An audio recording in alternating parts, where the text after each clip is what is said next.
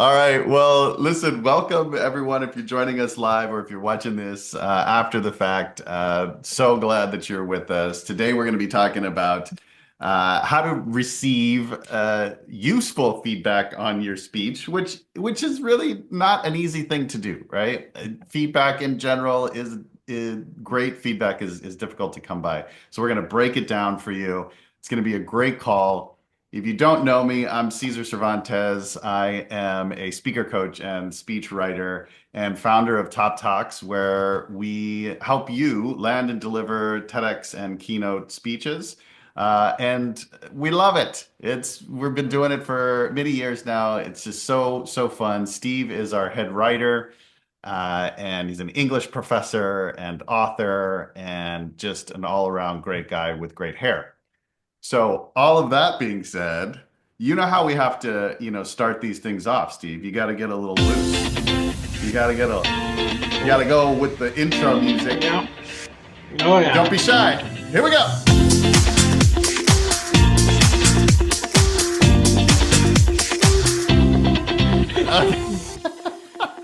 I think that And was so for pretty our good. first feedback of the session, Caesar, I wanted to. Oh, well, see, Steve, I didn't ask for any useful Yeah. feedback at this phase. So I'm just going to say, hold that feedback and we'll come back to it uh, momentarily. I think we did pretty good. I think that dancing Yeah, I was think that a, was pretty good. I think it was some of the best dancing I think we've done. We do this at the beginning of every yeah, call that we have with all of our weekly calls. And so, yeah, yeah, amazing. yeah, it's awesome. It's got to be at least a 9 out of 10. All right, so I just want to jump right in. I'm going to go ahead and pull up something here that I've been playing with, and we'll get started. So, look, there's a title page and everything. How to get useful feedback on your speech. Now, what I want to do is first kind of identify where we are and when we want to seek out feedback, right? There's different phases, whether you're creating your TEDx talk or a keynote speech.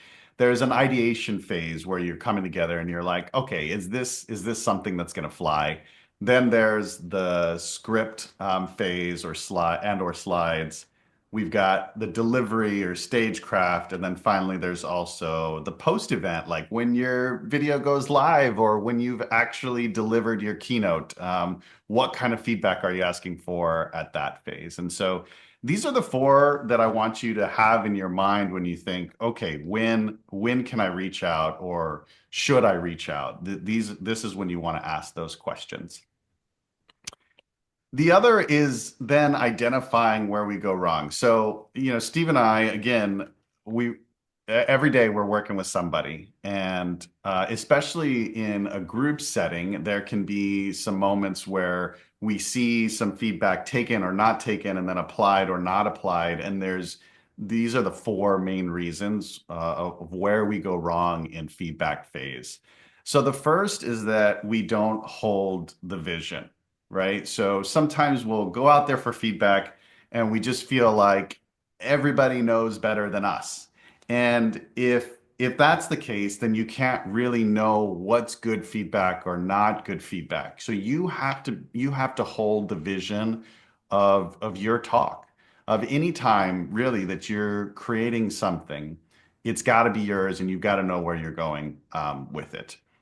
The second is that we can ask the wrong audience at the wrong time. And so what I want to say is that there's essentially two audiences. There's the expertise that you might ask, and then there's a general audience. There could be others that we identify, but for today, let's put it into those two parts. There's expert and there's general. The third is that we don't give clear direction when we're seeking feedback. So we've got to know at what phase what feedback is going to be helpful for us and what isn't, because we don't want to invite feedback that may take us backwards. We need to know what phase we're at and what we're asking for. And lastly is just that we don't trust ourselves.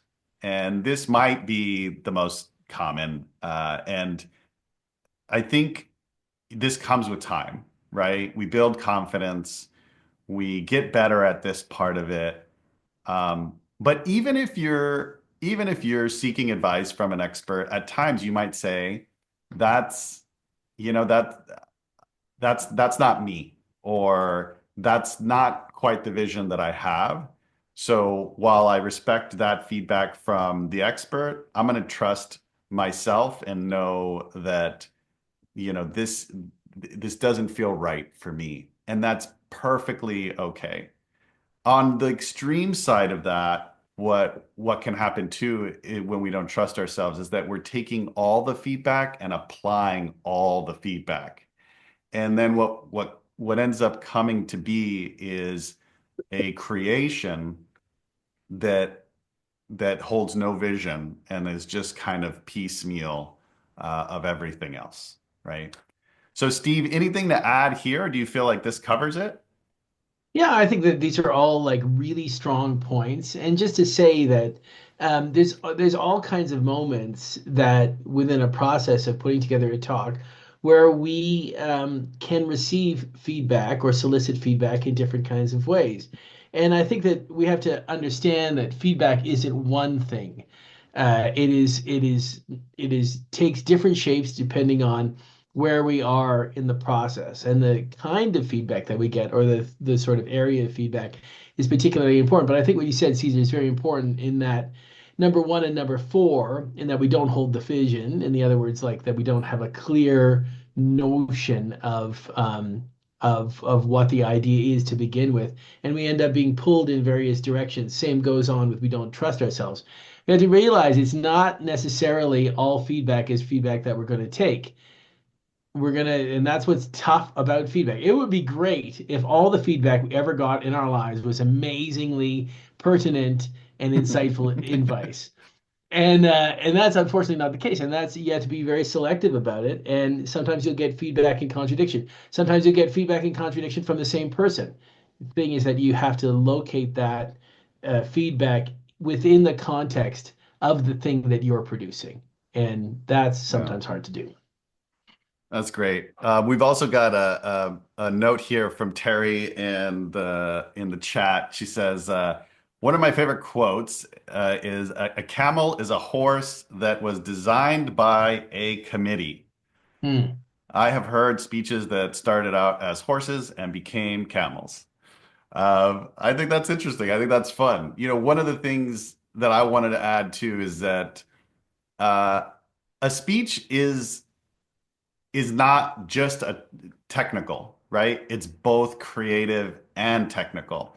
And this is what can be challenging when you're constructing and receiving feedback is that there are, especially at certain times, there are it limits the people who actually hold both of those areas of expertise. But also it requires the the person who's going to deliver it to be really actively engaged in it as well. And so because it's a creative piece, it has to be you. There has to be an element of like, I'm owning this. This is me. Here's how we're moving forward. So that's just one of the unique things about a speech that I wanted to add. So let's go ahead and move forward. So, what are the solutions and how do we kind of go from here? Well, the first is that we need to know our vision and the desired outcome, right? So, if the mistake is that we don't own the vision, then we have to figure out what that is. And so, what does this look like? Well, part of owning the vision is saying, okay, here's what I want to be true at the end of this creation. Here's who I want to reach. Here's my audience. Here's what I want them to walk away with, right? And at this phase, a lot of this is you, but you can be engaged in expert advice or expert feedback when you're starting to create this, because this could look like, for example, the ideation phase, right? Okay, so I'm bringing it together. Here's what I'm thinking. I need some feedback.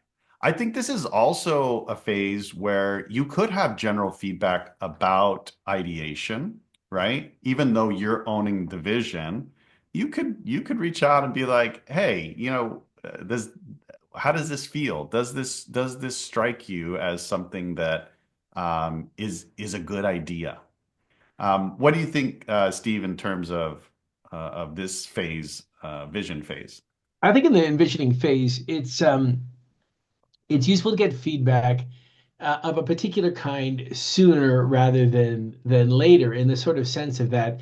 And I, speaking about my own process, I think that when I'm in the ideation phase, I'm talking about the idea well before I'm saying something like, "Hey, give me feedback on this idea." I'm typically articulating it, bringing it up with people who are not subject matter experts, people who are not thinking about it as a context of a speech, but saying something like articulating the idea in a really preliminary form.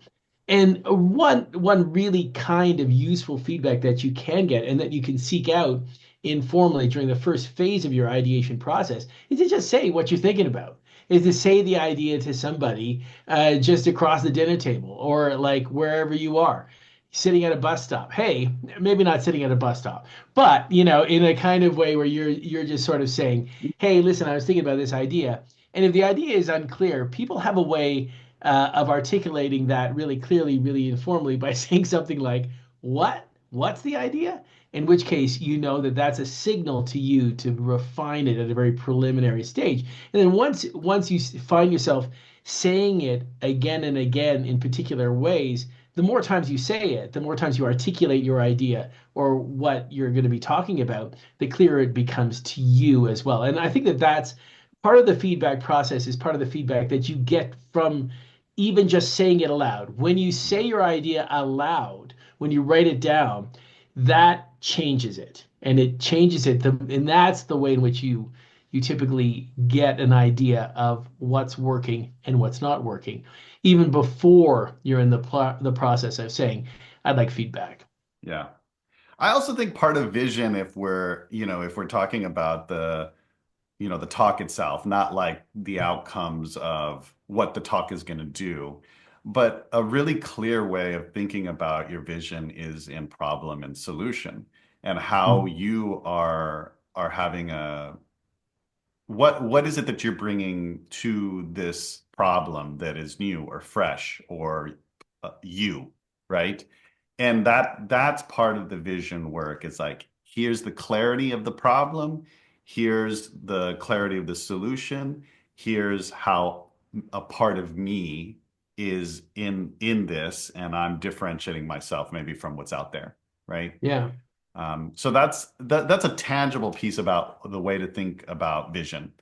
I also want to say that the reason why these phases are so beneficial is that once you've crossed into the next phase, you don't want to retreat, because if you get feedback, what can happen is that you abandon, and then you start to give up, or you feel like, oh, this is I don't. You start to doubt yourself, and you go, I don't know, and who am I to talk about this? And that brings us then to the trusting of ourselves. Okay. Uh, However, there have been times where at least for me, and Steve, you could tell me, I'm sure this has happened to you. I'm It not is I'm not as sure. No, it go is, it is possible ahead. that you have your vision, you carry it forth, and then in the creation, and you're really digging in, you realize that there is a fundamental shift, in either, some research that you stumbled upon, or maybe there's a shift in culture and society, that makes then the vision, what's the word I'm looking for? Um, Untenable, right? Hmm. Or not practical, or it would fall on deaf ears because of, you're creating a keynote for the workplace, and some event or something has happened, and now you talking about this would be like, no, no, thanks. So I don't want to say that there aren't times where we must re-envision, but in general, we want to do the work in this phase and know that we've done it so that we can then move on to the next. Yeah, I think that that's right. Like, I mean, when you sort of think about envisioning, we can think about the envisioning process as being this sort of scaffolding that we put up on the side of the wall to hold it up. And there becomes a moment like at that point, you can sort of experiment with what gets you to where you need to be. But I think that that's exactly right. That sometimes you start in a place and then something will happen, or you'll learn something, or you'll talk to someone, and you'll find out you're in a very different place, or you need to go there. The problem would be to resist it. Yeah. Okay, so solution number two, right? Know when to ask an expert. And what I want to do is actually take us back to um, the this phase, the four phases of feedback, right? So in the ideation, you're building the vision for it. I think you can do both. I think you can seek expertise, and I think you can also seek general feedback. And this is fun. This is where you can kind of play with it. Um, in number two, in the script and the slides and the technical part of this, I really think that this is the expertise part. This is, unless if you're not playing with scripts and building slides and doing this part of it, you're not going to get a lot of useful feedback, and you may very well get harmful feedback. Yeah. You may get feedback that would derail. And so, in general, if you do seek feedback from a non-expert in this area, this is my advice that will bring clarity to it. You you ask for, is there a part of this script that took you out of it? Is there a part of this script that you really like remembered, that stuck with you, that you find yourself coming back to, that you love? And that kind of thing is useful, or can be useful, because the audience is going to tell us something about whether it was enjoyable. And those areas, at least being able to identify them, can be useful. Okay. Delivery, again, stagecraft, I again think that if we're really looking at how we're maximizing uh, our performance, then we want expertise in this area as well. But my advice is going to be the same. If you seek it, then you are specific about what you're asking for, which is to say, hey, was there anything about my delivery that kind of took you out of my speech, right? Where you were like, oh, I have to pause here and I can't hear the next thing because that took me out of it. Or was there really something about my delivery that pulled you in, that you remember? Lastly is post event. So the feedback here is interesting, right? Because I think you can and should ask anybody, and one of the reasons for this is that you want people to engage with your work. So if it's a TEDx talk and you just, got the video and you put it out there, asking for feedback is a way to create engagement, and you may very well get something that you're like, oh, that's interesting. I never thought about it that way. Um, and you can also seek expertise in the post event as well. I think this really could be anybody, but you have to know that the main goal in that post event feedback, I think, is really about continuing to spread the message and have people engage with it and share it. And I don't care whether you loved your delivery at that keynote, or you thought it was one of your nothing to celebrate, right? Same thing when that TEDx talk goes live. We're going to be the most critical. Um, we're going to be the most critical of ourselves, but we have to allow ourselves to give it so that it can do the work that it was meant to, so that you can help the people that it was meant to. Steve, what are your thoughts here? I think that those are all really crucial takeaways. I think that the problem we have when we take out whatever phase of feedback that we're in, when we take it out to somebody who's just a sort of, a general audience, who's not an expert. I think that what happens is they're not as accustomed to hearing preliminary work as somebody who does the kind of work all the time. And now people are enormously sophisticated consumers of all kinds of media, whether it's a keynote, whether it's a TED Talk, whether it's a podcast. And at the same time as they receive it and understand, they might, oh, I don't, you lost me there, or like they typically are not very good at articulating with any kind of specificity, number one, what it was that was a problem for them, or how to fix it. And Yeah. I think that that's the real difference. Like whether you're talking about in the post event, looking at the cut of your talk and deciding if it's most effective visually and what the audio is like or the delivery, people just don't do it a lot. And so as that result, they're used to, and I think we're all true of this. This is true of all of us in some kind of way, in that we're used to seeing the finished product. And so we're not really aware of how to see a thing in process, which Yeah. involves seeing both what it's extremely productive about it, and what's working in it, and where that can go. And I Yeah. think that that's the real reason. So it's a mistake, in other words, too, when you're in particularly working on delivery or working on your script, to send that script out or to do the talk for every single human being that you've ever met, because what you're gonna arrive with is a group of scattered feedback that is not going to be particularly productive. So I think Yeah. that's the difference. People who are used to seeing work that is preliminary, work that is in process, that's a different and a very particular kind of skill. I think that's a great point, right? Because, if what you don't want to assume is like, oh, this part took me out of it, that somehow that means you need to cut it. Well, what it could mean is that there's something there, but it needs to be further developed, et cetera, right? And that's where that expertise comes into play. Yeah, and typically people will just respond with some kind of very, I didn't like that, Right. or like, you lost me. And that is the opposite of productive feedback. In a similar kind of way, when you are giving feedback yourself to someone, it's very important to say, that was great, or I loved it, or that was really strong. So long as you start off in a kind of a positive and growth mindset kind of space, then you can say whatever kind of negative constructive things you're going to say afterwards. If you say I hated that, and then you can be however positive you are, Right. we have a that is it's also important to think about as we give feedback to each other. The structure of feedback is really crucial.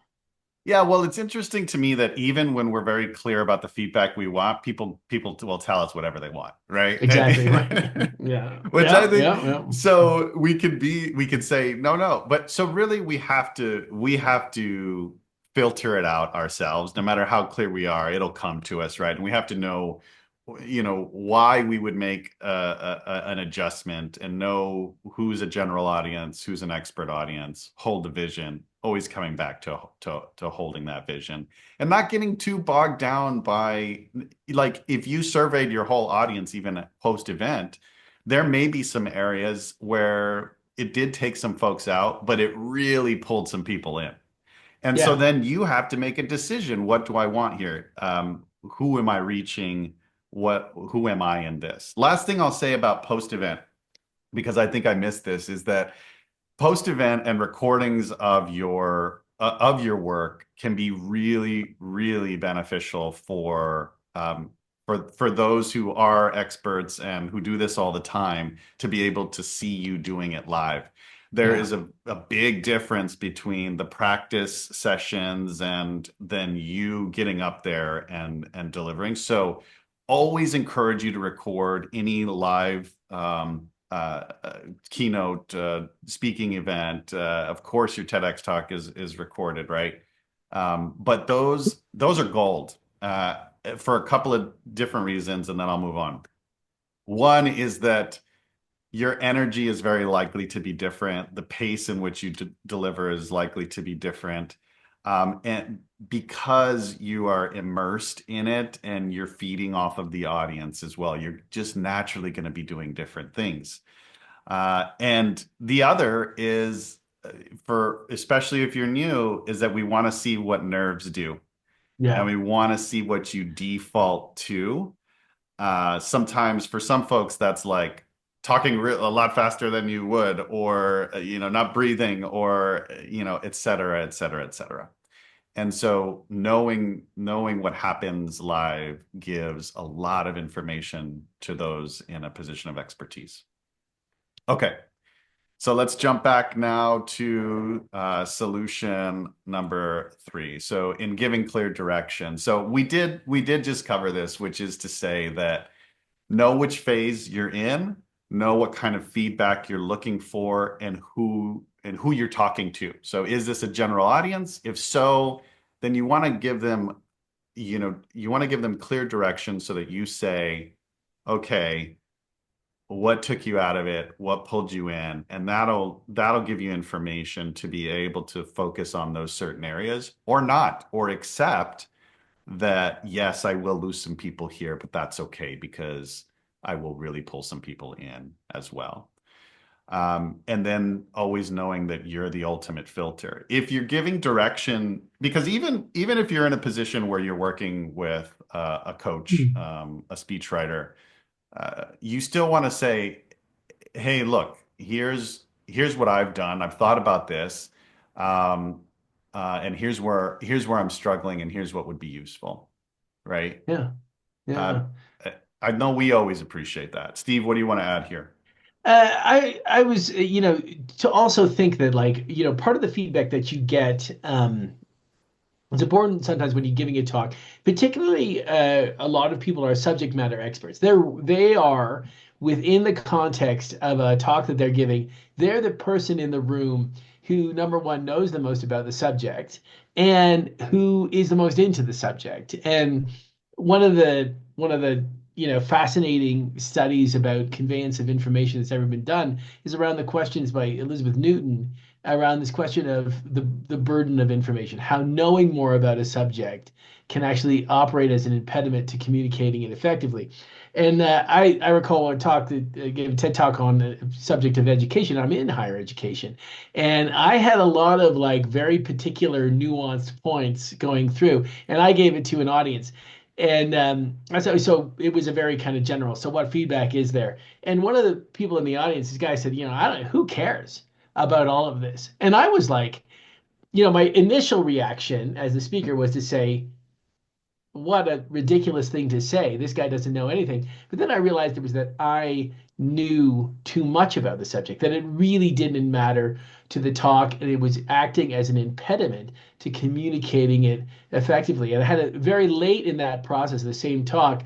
It was just like literally like the night before, 2 nights before I was about to give it, and Caesar, it was over, and I was giving the talk, and really belaboring this one particular point is should I articulate it this way, should I do it this way, and I did it, and I did it for him, and I did it for this, and he just said it does not matter, they're the same, don't don't give it a second thought. And that was a real revelation that I think that it is important to give, to say I'm looking for X kind of feedback.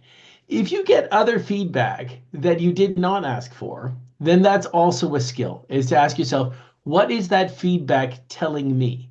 And it's important to be aware and to be open to that, because not all the feedback that you get is necessary. That's what's particularly useful about it. And that's a particular kind of openness.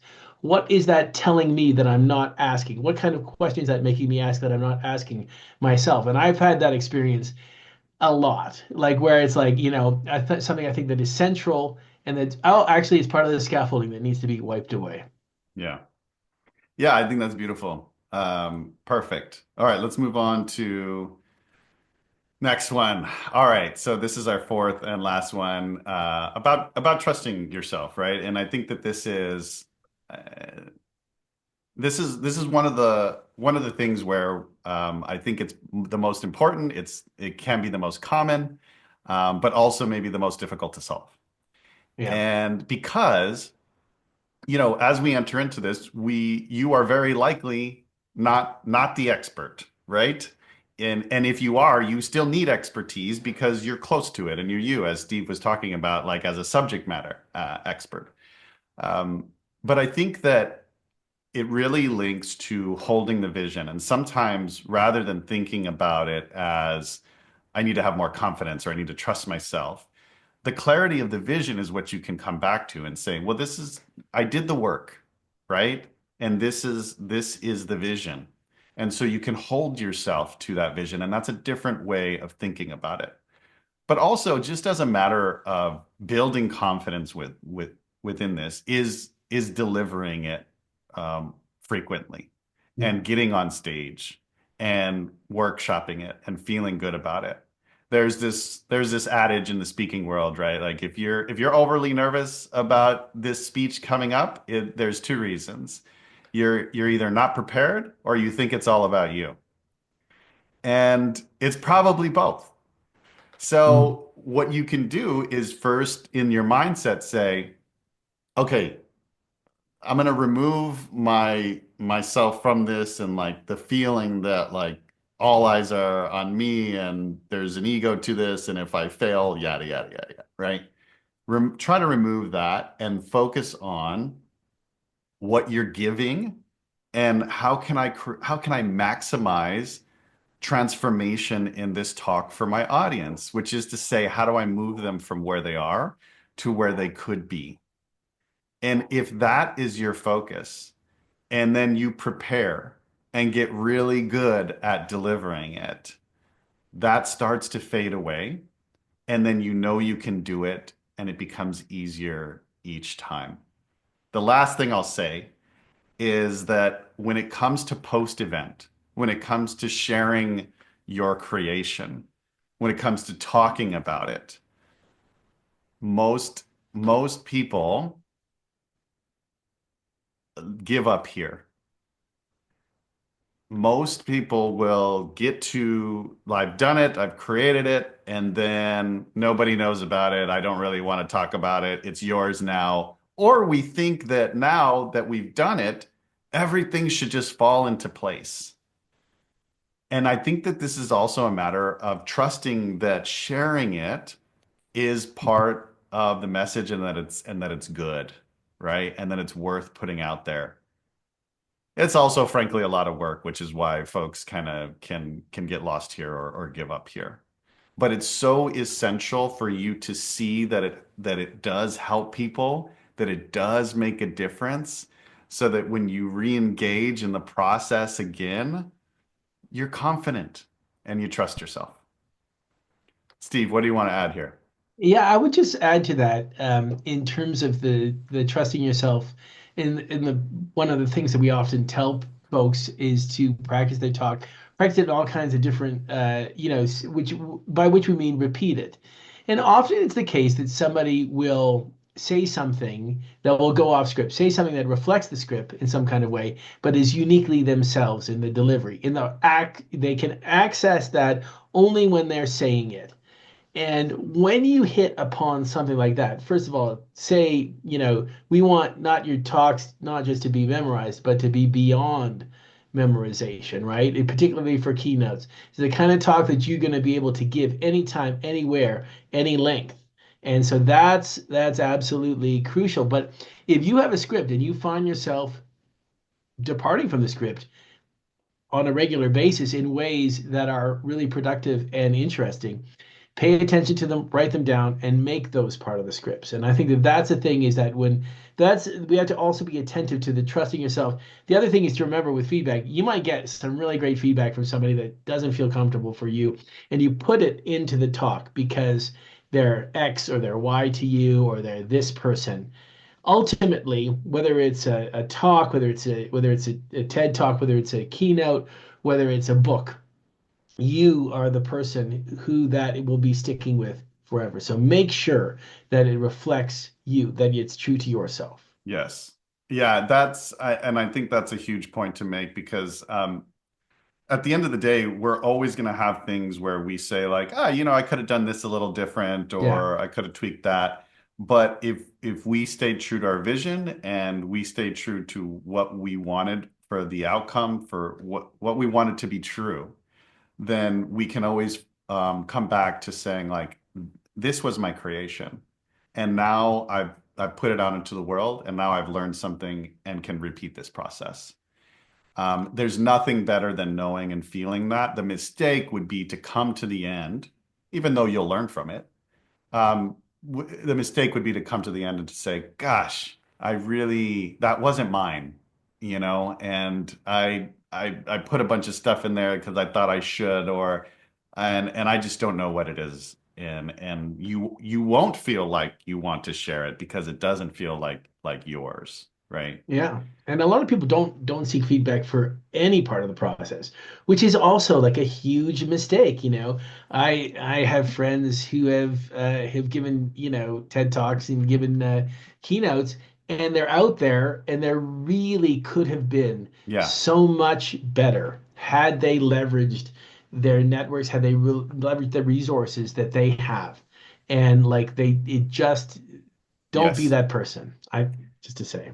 Yeah. I think that's great. That's great. Yeah, it can be disappointing, especially when there is an idea or a nugget in there that you were like, oh wow, people need to hear that. Yeah, yeah, right. Like why, Right, it's right there, but it's just lost. right. And I think that's the most painful thing for me to watch. People who Yeah, come out and they really know something. They're subject matter experts. They've had complicated and deeply insightful experiences, right. and that is a different deal from knowing And how to communicate often, it effectively. in the work that we do, often there are probably like there are like two or three things that we repeat constantly that can dramatically change the quality of your talk, right? Yeah. And what I've also found, and maybe this is just me, when when I actually decide to engage with someone who knows what they're talking about, that's when and invest in it. That's when I actually apply it and take it in. And so maybe you're like me and need that. And for example, one of our clients that we worked with, who is a nutrition and fitness expert, Yeah. Steve and I both ended up working with him, and basically jumped into it, and he was like, "Well, yeah, you need to drink more water and get good sleep, and don't Yeah. eat that." And I was Yeah. like, "Right, more water." Um, Yeah. and I look, I know the accountability is also a big one, but there is something to say about the decision to actually change behavior. And when you're in front of someone who you've invested in and knows what they're talking about, your behavior will change, your decisions will change. And sometimes it's really just about that makes something a home run. Last thing I want to say is something that Steve started to touch on, which is just like, okay, what now? Okay, so I'm the person now giving the feedback. I have been asked, to give particular, maybe I've been given direction, maybe I haven't.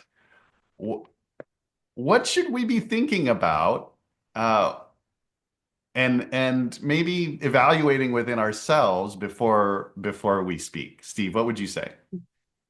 Well, I mean, there's first of all, there's two kinds of people who will ask you for feedback. One kind of person who asks you for feedback is the kind of person who really wants you to just say, "I loved it." They're actually not looking for feedback. And then there's another kind of person who is actually asking for to improve what they're doing. And Yeah. so, first of all, determine what kind of, as best you can, as best you Do can. they actually Uh, want my do feedback? you are they really looking for feedback?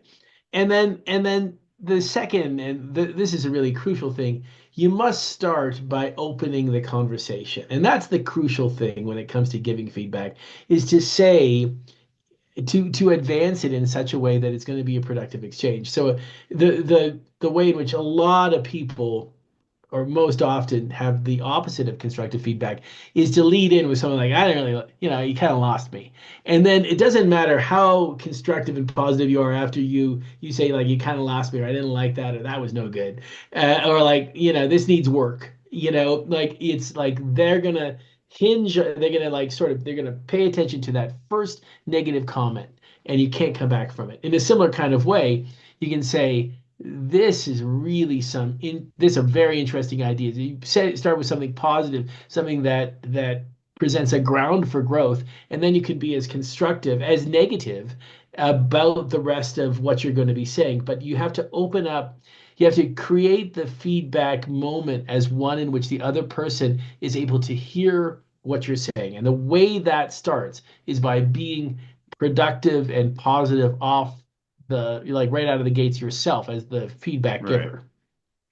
Yeah, I think that's exactly right. I think, also, when we say it's okay to say, this, I got lost here, you took me out of it here, but we need to be very specific about what that moment was and perhaps even, why that was, right? Yeah. That's useful, right? To say like, oh, I don't know, that it's not really useful to just have something negative without some specificity around it, right? So take that role seriously if you're going to contribute, I would say. The other is to know whether which group you fall into. Are you an expert, or are you someone who's more just, in general, here's my experience about it, right? Yeah. I'm an audience member. Did I enjoy myself? When did I enjoy myself? When did I get lost, right? I think that's totally key. I Um, think that Go ahead. just to say like the most useful, I think, kind of feedback that you can give or like and that's also difficult for people to give because they don't write speeches all the time. They're not in the form every single day is the one around structure. Is around Right, like how should you think about the structure of what you're saying. A lot of right. people will say you lost me at this point. Really, they're fundamentally talking about structure, but and that's the reason to use the resources around you to get somebody who really understands the building blocks, how a speech is put together. Yeah, You can, as we've said in different contexts, delivery is going to help a little bit. right, And like, figuring out how to communicate your stats, that's going to help a little bit. But if the structure is off, that's going to be a fundamental problem in the talk, and that's the hardest. It's the hardest kind of feedback to get, but that's you really want to kind of explore that too. right. Yeah, last thing I'll say on this front is that if you're in a position to give feedback as well, oftentimes what can happen is that we want to contribute and we end up, contributing in a way where we say, well, here's something I, enjoyed. Maybe you could have do that in Yeah, your talk. And the reason why this is really detrimental is because it's not placed into any context whatsoever about the subject matter, the knowledge about how things are flowing. yeah, For example, well, I really liked this story, therefore it should go right at the beginning, right? Well, did it arrive there for a particular reason? Or, they say, I watched this talk and they had a moment where they interacted with the audience. And you could do that here, right? They played a song. They did, there was a shtick to it. And they're trying to give you kind of like sizzle to yeah, maybe fix what they experienced as like not being engaged or not being pulled in. And just to say that, we've seen that time and time again where there's some feedback about here's how you add some sizzle, and it really deepens the problem yeah. instead of fixing it. Okay, so we've arrived, Steve. Terry says, you both make so much sense. This has been very informative and educational. I love how you articulate. Uh, One of the best webinars I've attended in a long time. Oh, Terry, Oh my you're too goodness. much. I agree. It is one of the best you've attended in a long time. I have no context for that feedback, but I'm just going to give it to you anyway. Good feedback. All right. With that, Steve, thank you so much for Thank you. joining. Thank you so much, everyone, for being engaged in this community. And we just gotta, we just kind of gotta exit with a little bit of this. Don't be shy. Here we go now.